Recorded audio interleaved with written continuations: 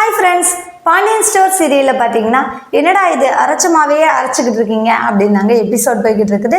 2 நாளாக ஒரே விஷயத்த சொல்லி சொல்லி ஃபீல் பண்ணி அழுதுகிட்டே இருக்காங்க.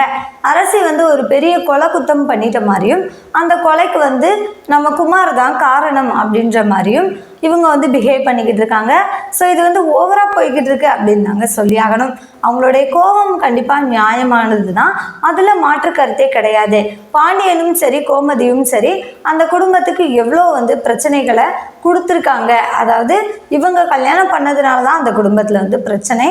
அதுக்கு பழி வாங்குற விதமாக பாண்டியனையும் கோமதியும் அவங்க எந்த அளவுக்கு பழி வாங்கியிருக்காங்க அப்படின்ற விஷயங்களை கொஞ்சம் தெளிவாக யோசிச்சிருந்தா அரசி இப்படி ஒரு விஷயத்த பண்ணியிருக்க மாட்டாங்க.